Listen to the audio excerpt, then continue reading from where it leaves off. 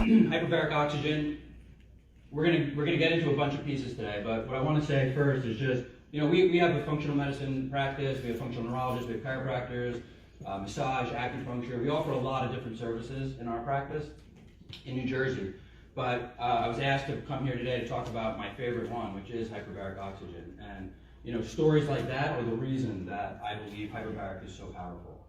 And so I'm honored to be here to be able to share that stuff with you today. We're going to talk a little bit about different pieces, but ultimately in my mind, a lot of us, we work really hard.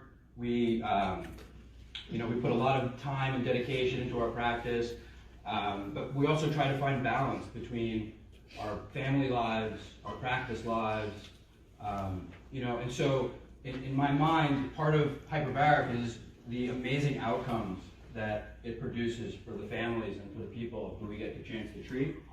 And part about hyperbaric is that it's an amazing business, and it's allowing docs to also create some freedom in their lives, to also create better balance for themselves and for their families. And so I believe it's a great connection between helping people at some of the highest levels possible, but also helping ourselves in our own businesses. So we're going to go over an introduction, just some general concepts about hyperbaric and hyperbaric oxygen business and business in general. We're going to go through HBOT 101. Incidentally, how many people have experience with hyperbaric oxygen?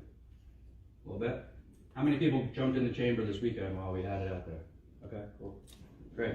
So we're going to go over HBOT 101, which is basically just how it works, why it works, and I want everyone to leave here with at least some basic knowledge of why it is so powerful. We're going to go through some benefits, like what are the short and long-term benefits of hyperbaric oxygen.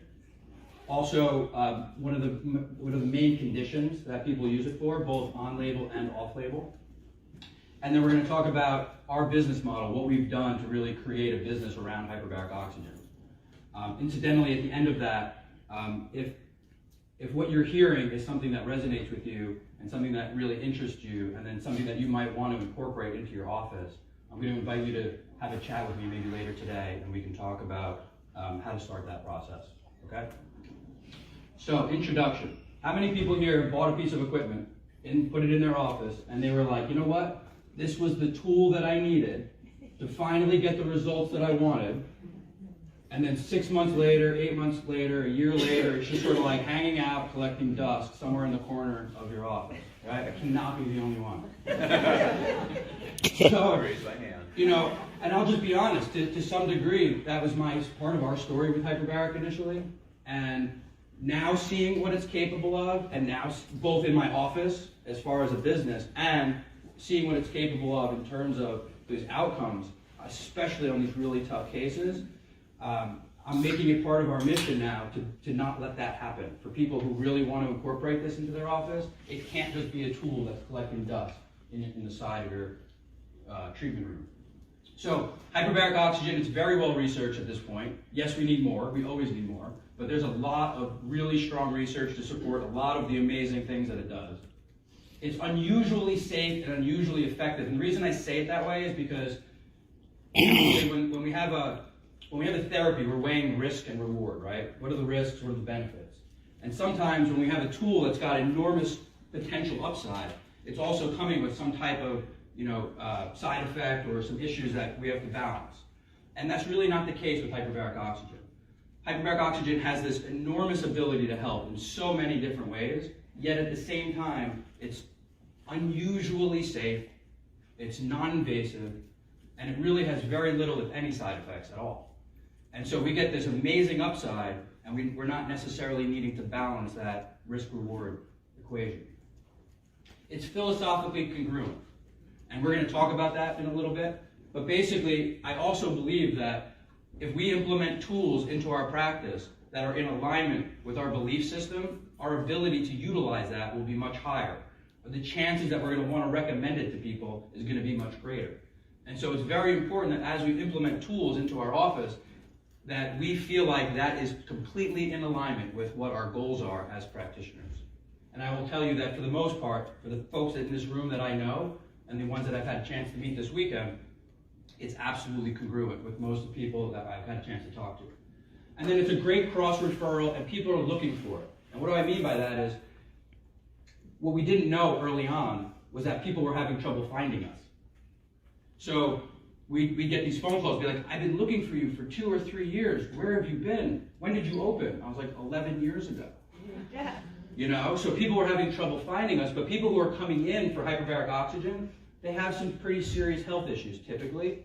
And we do a lot of functional neurology, functional medicine, and so there's a great chance for people coming in for hyperbaric oxygen to now get a much more global approach to their healthcare, because now they're going to see our neurologist, they're going to see one of the funk med doctors, they're going to get adjusted, they're going to get nutrition, they're going to get acupuncture, but they were coming in for that one tool, right?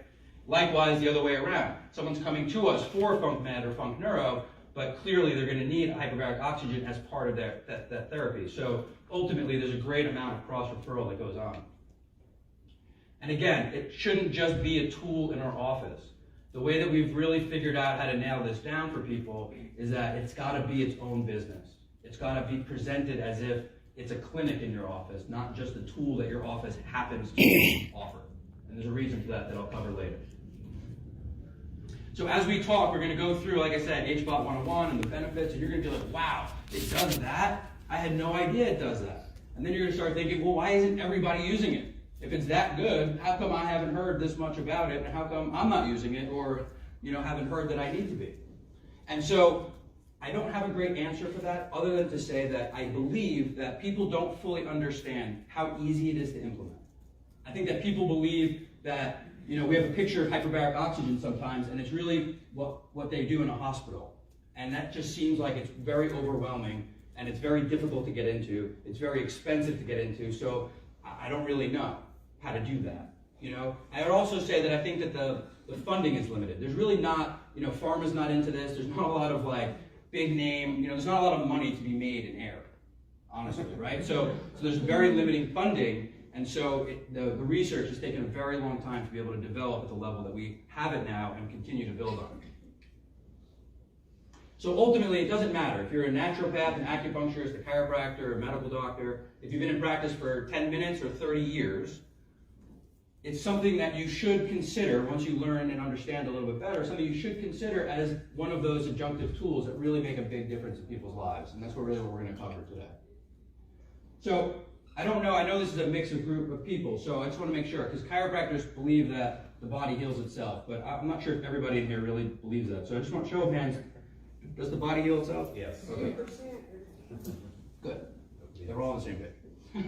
So, but my story is the body heals itself, so I'm a chiropractor, and I believe that wholeheartedly, but sometimes it's like the body heals itself except when it doesn't, right? And it's like our job to start to identify why.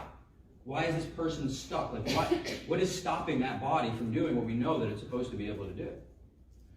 And so I was in practice for about a year, and I had bought my first home, and I decided that we were going to renovate the house and flip it. So my side job is I like to just do construction and whatever else. That's just me. So I'm renovating this house. It needs a new roof. I'm like, I can do that.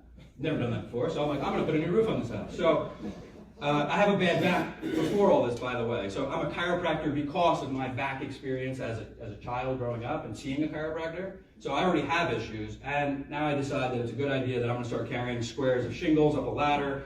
I didn't have a nail gun, so I'm banging them all in by hand. It was a nightmare. I don't recommend that. So anyway, so about 80% of the way through that, I blow a disc. I am out of commission. I'm not treating patients. I'm literally laid up. I'm in bed doing nothing. Luckily, my wife is a wonderful chiropractor. Thank you. So she's treating me. We're trying to get me back on my feet. And it takes about 2.5 weeks. But I'm basically back to work at least. Back pain is gone. I'm doing okay. But I was left with right-sided foot drop. So basically, numb right foot, couldn't stand on my heels, couldn't stand on my toes on my right side. Keep getting treated, doing other stuff. I do nutrition. I was doing a lot of things at that time, so I'm implementing a lot of these tools into my life, but to no avail. I'm just right-sided drop foot. 10 months, 11 months, 12 months, nothing's changed. So I'm like, I guess this is the new normal. I thought the body could heal itself, but I'm doing everything I know how to do, and I can't get it there, so I guess I'm stuck. Fast forward, I'm in Parker's seminar, for those of you who know who it is. So I'm in Vegas, and there's a booth with these chambers. I had no idea what it was. I was like, that looks cool. I want to go in there. But probably a lot of you did this weekend. So I go in there, I lay in there, and I'm just resting. I did about a half hour. And I get out, I was like, okay, that was interesting, and I just walk around the vendor booth areas, right? And all of a sudden, I'm getting like a weird tingling sensation in my right foot that I hadn't had in 11, 12 months. I said, wow, I wonder if that's related to that weird thing I was just in. So I go back and I start talking to the guy, and I tell him my story, and he's like, absolutely, this is how it works. So he actually agreed to treat me. So I did 6 hours over the course of 4 days, just bopping in like you guys did, just like jumping in on someone's schedule like throughout the weekend. And by the time I left Vegas, I had about 15-20% recovery in my right foot. I was like, wow, this is interesting. I bought one immediately and self-treated. So it took me about 2.5 months, and then I had total resolution of the drop foot, total feeling, function, and I've never had an issue since. And so it just started me thinking like, wow, what was I missing? So if the body heals itself, you know, what was I missing that I couldn't get? And so it turns out, I guess one of those things might be oxygen. Who believes that toxicity and deficiency are some of the root causes of most illness that we have, right? And so a lot of times we're thinking about that as just chemical toxicity in general. And we've talked about it this weekend. I'm sure other seminars you've talked about. So there's just this general, I have too much of stuff that I need to get rid of, right? Issues that we have in our patients and ourselves. And I don't have enough of something that my body needs in order to heal. And what we're trying to do all the time is manage that, right? How do I get rid of the things that I have too much of, and how do I start, fulfilling myself with all the things that I need to put back in? So real quick, I want to go over. This is just a slide that I use to describe, chronic illness, autoimmune issues, right? Basically all the chronic ailments that most industrialized nations are suffering from. And it's not that every one of them has every one of these steps, and it's not that it always goes in this particular order, but one, it's going to help me describe some of its process, and two, it's also going to help me describe why hyperbaric oxygen does what it does. So at some point, there's some type of injury, damage, chemical toxicity, there's something that injures a cell along the way. And when you have that injured cell, you get a decrease in blood flow, a hypoperfusion. You're damaging the microcirculation in that area. And as soon as you damage that microinflammation, you get an increase in inflammation for two reasons. One, there's damage, and so there's a cytokine response to that. So all of a sudden, you're getting inflammatory cytokines migrating into the area. But two, with that damaged circulation, now you're not able to deliver the nutrition that you need to the area to help restore it. And you're not able to flush out even the chemicals of normal cell respiration, let alone flush out this increase in cytokines that have come to the area. And so now you have this tissue that's basically bathing in inflammation. As a result of this irritation, this chronic irritation, you start to get dysregulation. And it depends where it is, but that's either immune dysregulation, it's nervous system dysregulation, it's metabolic dysregulation. And so as these areas and these systems become dysregulated, it means they're not communicating well. So we're not able to bring in those the nutrients, we're not getting the right hormones in there, right? So all our signaling starts to break down.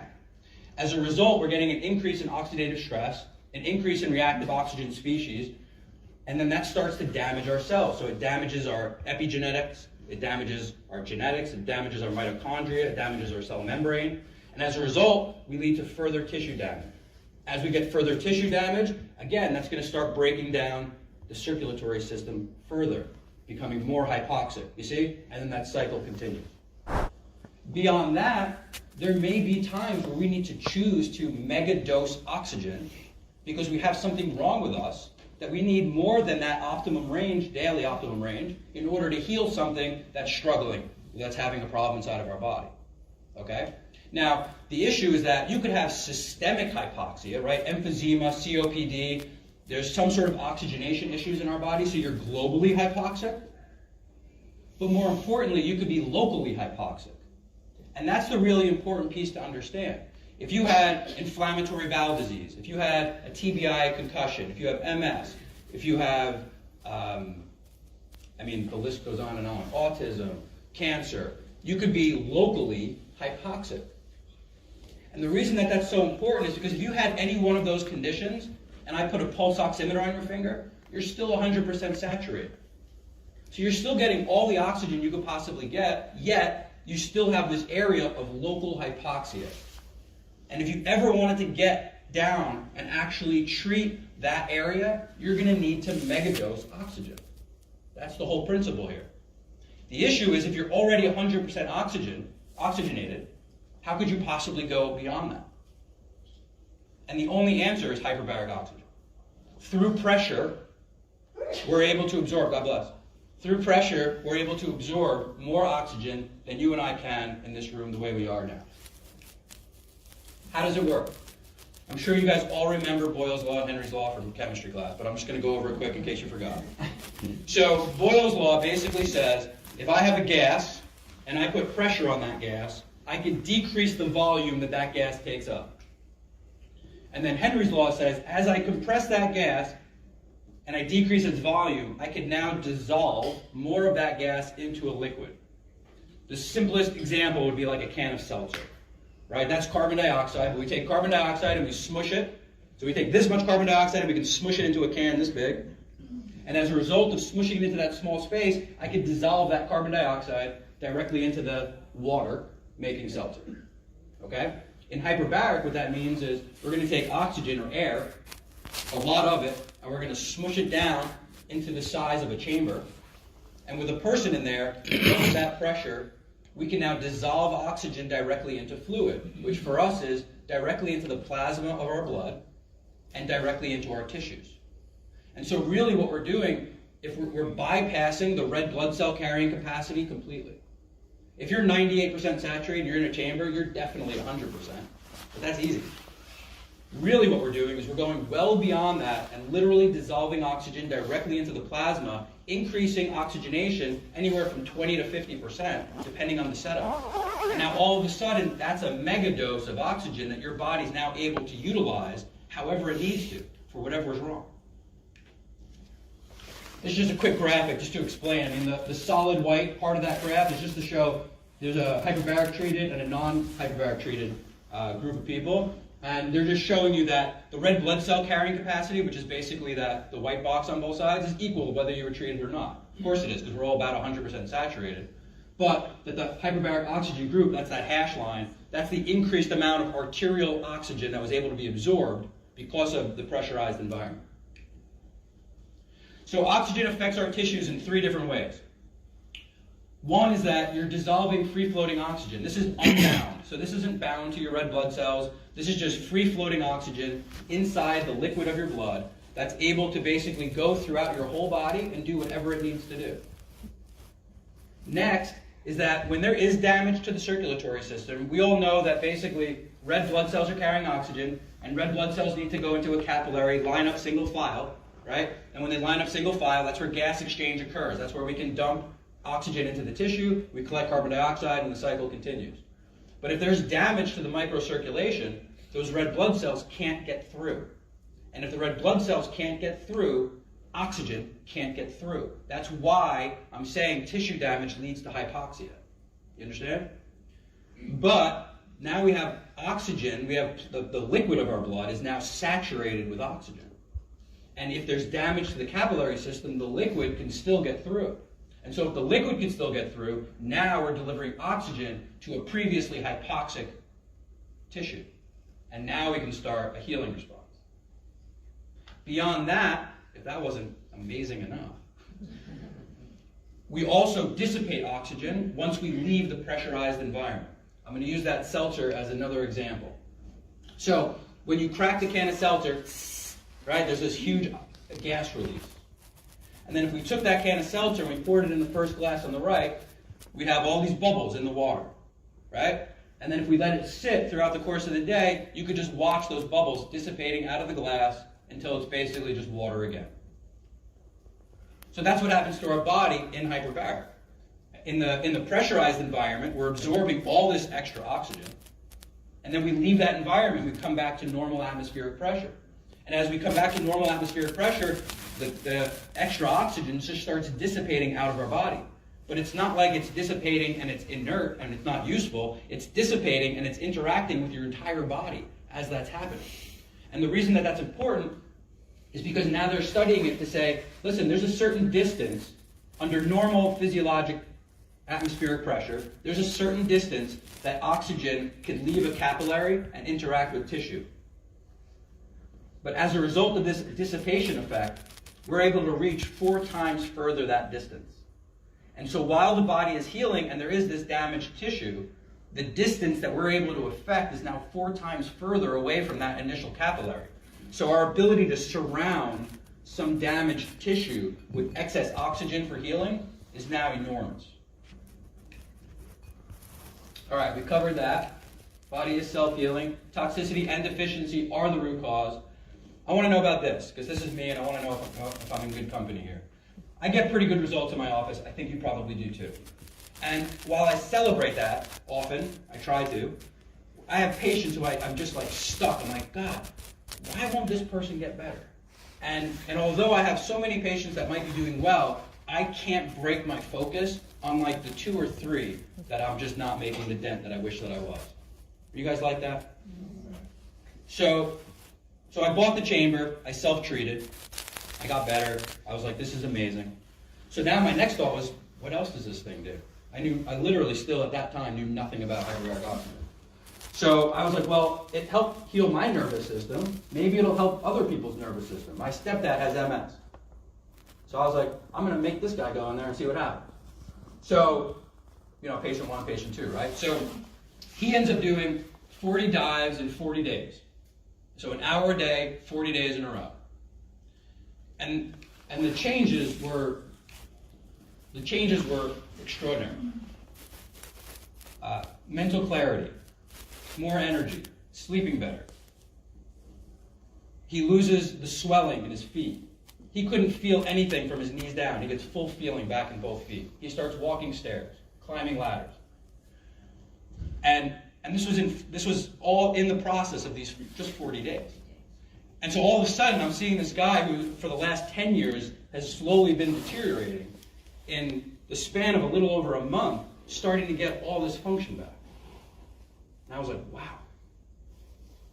What else does this thing do? So then I have a patient, he's talking about his mother-in-law. She had a stroke 10 years prior. And he's upset because he sees his wife being upset about her mother's deterioration, because the stroke was 10 years ago, but things are still breaking down over time. And so her life was already pretty limited. Her quality of life was continuing to decline. And the 2 things that she really valued in life was she'd get up and do a walk, and she would read books. But because she wasn't feeling well, and because of her spasticity issues, and because it was just hard work to do and she wasn't feeling great, she continued to walk less and less, and her vision was getting terrible, so she started reading less and less. And it got to a point where she was just like basically alive, but doing nothing. And he and his wife were just super upset by that. So, and this is just coming up in a treatment. So I was like, listen, Sean, I won't even charge you, because I have no idea if this thing is even going to help or not. But I just got this thing, and this was my experience, and then I put my stepdad in it, and this was his experience, and I'd be happy to just put her in there and just see what would happen. And so he agreed, and so we did that. And we did a series of 20 treatments, and within 20 treatments, she's sleeping better, her energy's better, she starts doing her walks again, she starts reading again.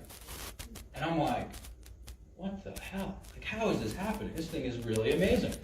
So I'm getting more excited, I'm starting to do a lot more research on it, but I'm clearly seeing that oxygen deficiency is a real issue.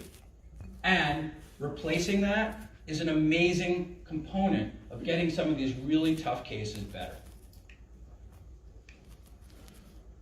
Also, just on a side note, Melissa, my wife, also a chiropractor, so she had Lyme pretty bad for about 2 years, like a neurologic Lyme, where it's, brain fog, headaches, migraines, sensitive to light and sound, all kinds of issues with that. Really getting in the way of her wanting to be the mom she wants to be, getting in the way of her being the chiropractor she wants to be.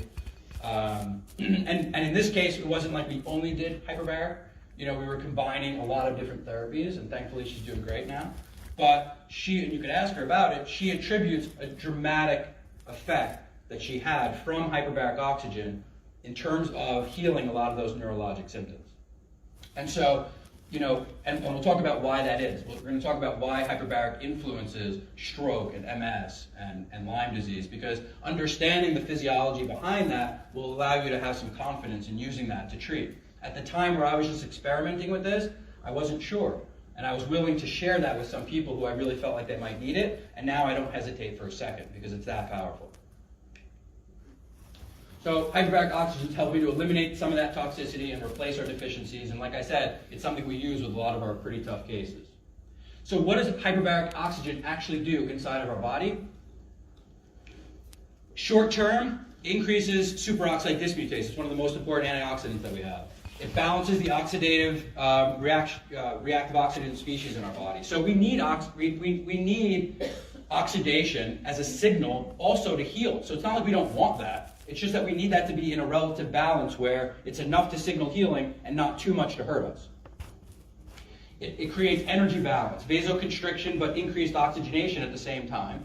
It increases oxidative phosphorylation. What we didn't know, but what we do now, is that oxygen is literally a rate-limiting factor for oxidative phosphorylation. So in terms of ATP production, the more oxygen we have, the more ATP we make.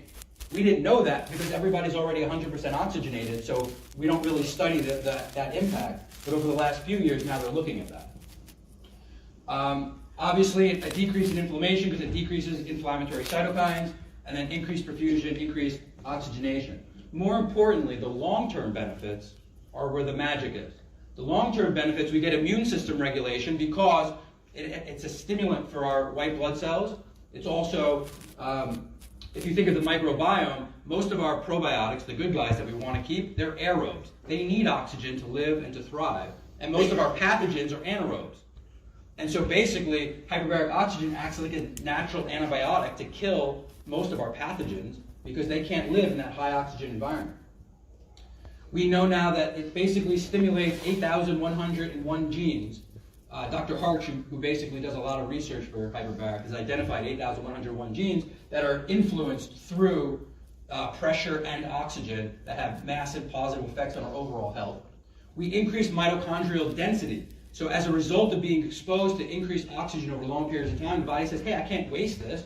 I need to use it. So it actually multiplies your mitochondria so that you have more mitochondria to actually produce more ATP. Obviously, it's great for wound healing, other antioxidants even besides SOD.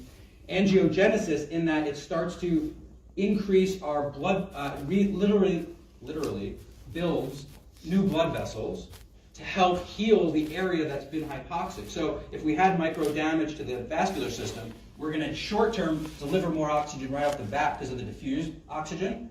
But long term, we're going to build a whole new circulatory system to actually make sure that once we stop hyperbaric oxygen, those new blood vessels are there to continue to feed the system and keep the health.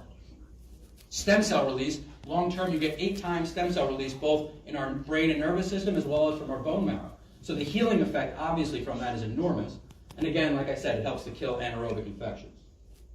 I brought this slide up earlier because we were talking about the cycle of chronic illness. So I want to compare that to the cycle of hyperbaric oxygen. So whereas in chronic illness we were looking at a decrease in blood flow, obviously hyperbaric oxygen we're increasing blood flow.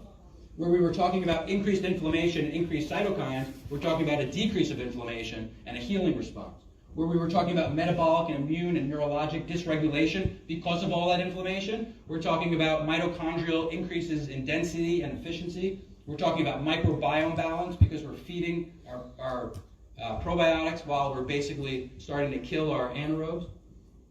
And then where we were talking about increased oxidative stress and reactive oxygen species, hyperbaric is balancing that system. And as a result of all that, instead of damage to our cells, damage to our epigenome, damage to our genetics, cell membranes, and our mitochondria, we're actually healing all of those things. And so hyperbaric oxygen, one of the reasons that it's so effective is because on some level, it's affecting pretty much every part of the cycle of chronic illness to some degree. What do people use it for? So this is the on-label. This isn't a full list, but it's almost a full list. But these are basically the on-label uses. But what's interesting to me, if you look at it, diabetic neuropathy. Well, if it works for diabetic neuropathy, why wouldn't it work for every neuropathy? And in fact, it basically does. Gangrene, if it works for anaerobic infections, why wouldn't it work for other anaerobic infections? You understand? And so what's weird to me is that we wait until people are this sick before we introduce oxygen. Is that crazy? Like the drugs didn't work, the surgery failed, Let's see if oxygen might help. It blows my mind. Why wouldn't we say, hey, here's this person, this is the issues they're going through, let's give oxygen a chance, and if that helps, great, because that was super non-invasive and very effective, and if it doesn't help, maybe let's try some of these other therapies. But again, in traditional medicine, we're sort of waiting until people are that ill before we implement something. What are some of the off-label uses? This is what we don't do any on-label use in our office. If we have on-label uses, I send them to the hospital to get care. We have a relationship with 2 of the hospitals near us that when they get phone calls for off-label use, they send them to our office. And when we have people who are looking for on-label use, we send them to the hospital.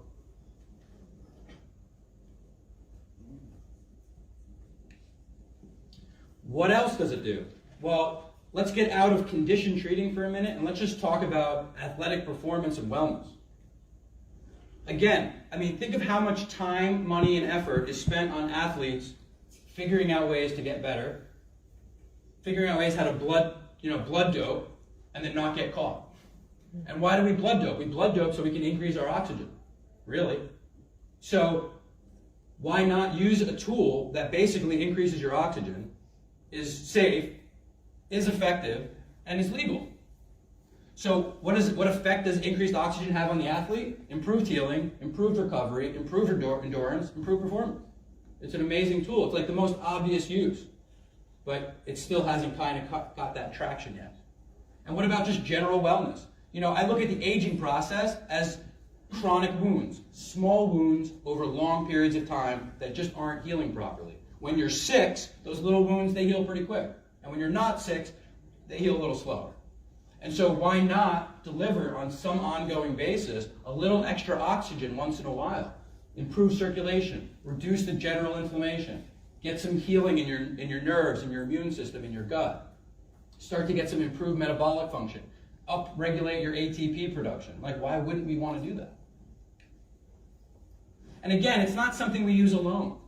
It's not like hyperbaric oxygen is this magic tool that if you did nothing else, just that, it fixes everything. No, I'm not saying that. But it's a great combination to a lot of the other things that we utilize in our office. So real quick, because we're pretty much right at time. So the business model. I'm going to summarize it like this. We bought a hyperbaric chamber for me, because I had a problem, I saw some changes, I wanted to make a difference. I didn't know what else it did, and we just sort of experimented over years. And then over time, it kind of did. It just sat in our office and collected dust. And then all of a sudden, I'm having this patient that I'm really struggling with, and I'm like, oh, let's try oxygen. Almost like what I was saying with the hospital. Why are we waiting until people are so sick to use it? But I was guilty of the same thing. If I had patients that were getting better without it, I wasn't using it. And then when I was having patients that they were kind of stuck, that's when I would start to incorporate it. But other than that, I kind of just sat around doing nothing. And then I started getting, then I joined Elite. It was really part of what the process was, or Platinum. And we were in Utah, and we were on a hike, and I was with Warren. And Warren was like, I was explaining hyperbaric oxygen. He was like, dude, what are you doing? That's a business. You have to do something. What the hell are you doing? You're not even utilizing this properly. So, he and I went back and forth a few times, and we basically developed a business around it. And as a result, we started noticing that people were finding us more and more, and they were saying things like, where have you been? I've been looking all over for you. And I'm like, I've been right here for 11 years. I don't know why you couldn't find us. But what it comes down to is people don't want to go through the list of 10 or 20 or 50 services that you offer in your office to find out that you do hyperbaric. People who are looking for hyperbaric oxygen want hyperbaric oxygen, and they want you to know that you're an expert in it. Most people are a little uncomfortable. They think it's going to help them, but they need to know you know what you're doing before they walk in, versus it's just like one other treatment that you happen to run in your office. And so once we did that, once we really developed a presence in our community, a presence online, and really establish ourselves as a hyperbaric clinic, that's when things really developed for us. And now we have a very thriving hyperbaric business. We have 3 chambers that we run all day, 6 days a week in our office, from 7 a.m. to 10 p.m. some nights, straight through. We get new patients are coming in all the time, finding us, referring. We have medical doctors in the hospitals who are referring to us for its use. And so that process took us about 2 or 3 years and probably a few more $1,000 than I'd like to admit, and a lot of research to get into it, but it's established itself now as a credible hyperbaric oxygen clinic. And so if you're ever thinking about utilizing this type of a tool in your office, I'm gonna urge you to try to do something like that. Because if you let it grow, it's an amazing thing. Patients are getting better. You know, families like Shannon, I mean, stories like that, you know, we get to hear that stuff and we get to see the impact it's having on people. It's amazing. And it's a great business for us that allows us to have some type of other income that isn't necessarily always derived directly from our time in our own hands. And so it's a great balance, like I started this with, saying it's just a good balance between a healthy business decision that allows us to do what we need to do and an amazing tool for our patients and our families to allow them to get better. And so if any of this basically resonates with you, if you're interested in it, if this makes sense and you want to explore that, I'm just going to say we're still here for the next couple hours.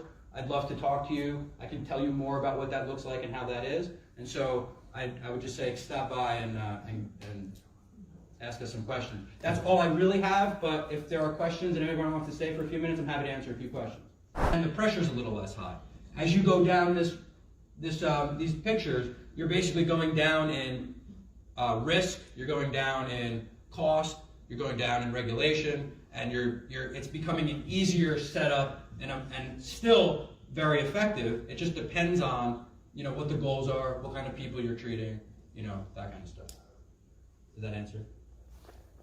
Kind of. I'll talk to you later. Talk to me later. Anything else? Yeah. Do you have any concerns? Some people have claustrophobia or anxiety or PTSD. Yeah, so I mean that definitely comes up, and different size chambers are, you know, so there's chambers that are pretty small, right? And then there's chambers like we have out there that are generally pretty big. Like the one out there was designed initially for a mom and a kid, right? So really for 2 people. My stepdad, I told you, did 40 dies in 40 days. He wouldn't go in there alone.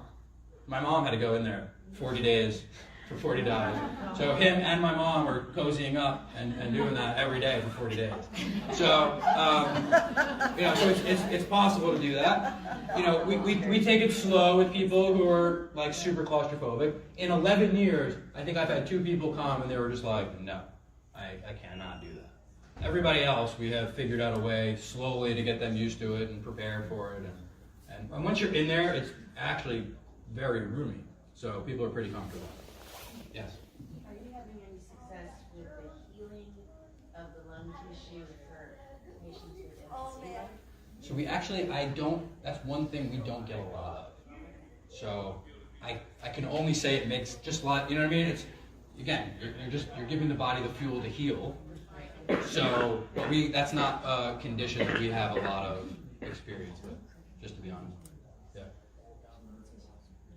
Did your mother notice any difference being in there? That's a good question. Yeah, so totally, she did. She had no specific reason to go in there, other than the refusal of my stepdad. So, but I think the thing she noticed a huge shift in her energy in general. Sleep and energy seem to be things that are like universal. Most people, over time, start sleeping better and just start feeling better in general, having more energy during the day. And part of that is just, you know, helping to heal some of the stuff we're talking about. Part of that is that mitochondrial effect that I was describing in terms of ATP production and all this kind of stuff. So, but yeah, I mean, that would basically, I think if you asked her, she'd say that those are like the 2 things she saw like the most of. You know, we have one in our house that we use periodically. I put one in their house because it's not like my stepdad doesn't have MS. He still does. So we keep one in his house. Now he's doing more of like maintenance doses versus like heavy doses, unless there's some sort of like flare-up, in which case he might do like heavy doses again. But anything else? So Good. this you need somebody to sit. You can do this yourself. You can do yourself. Yeah. So all the zippers you can get from inside or outside. The nozzle that lets the pressure out, you can get from inside and outside. And then oftentimes, if somebody's planning on using it themselves, like in home use, so we have 2 of these and one of these in our office that we're using clinically every day. And then I own like 5 or 6 of these at any time that I'm renting out to patients over time. And some of those people are doing it themselves. So if they're doing it themselves, I will get a remote shutoff, so that from inside the chamber they can shut. You can get out even if that didn't work. It's just a little bit harder, but not a lot harder. But we get a remote shutoff, so you can basically shut it down from inside the chamber, let it kind of start to mellow, and then you could release yourself right out and then unzip it. No problem. Because my experience with that is I fall asleep inside, and then unless somebody zipper me out, I have no idea what time it is. So, I mean, honestly, I do the same thing. Sometimes, Melissa, when she was self-treating for Lyme, she would go in at night, like we put the kids to bed and everybody was going to bed, and she would actually go in initially at night and just sort of hang out, and that might be like an hour, that might be 2 hours, whatever it was, and then come out. There's really no danger, especially in the soft chamber, for excessive exposure. There's a diminishing return, like you're not going to keep benefiting just because you're in there longer and longer and longer. So I think there's a diminishing return issue there, but you know, if you end up falling asleep and taking a 2-hour nap and then unzipping yourself, that's a non-issue. All right, cool. Listen, so we're around for the next little bit. If you have questions or you want to talk about any of those other pieces, feel free to stop by. If you haven't tried it yet, you want to jump in, is there a list, or are we kind of full? For a patient. So a rental rate on that is $21.90, like $2,000, $2,100 a month. As long as you want. A lot of people rent because they're interested in trying it. Let's just say there's patients who don't live that close and they want access to it. They might rent it for a month or two, and then if we're getting the results we want, they tend to buy it. So they might rent it for a few months and then say, yeah, this is great, I want to just keep on. Or they might say, I'm going to rent it for 6 months and then give it back. Thanks a lot, guys.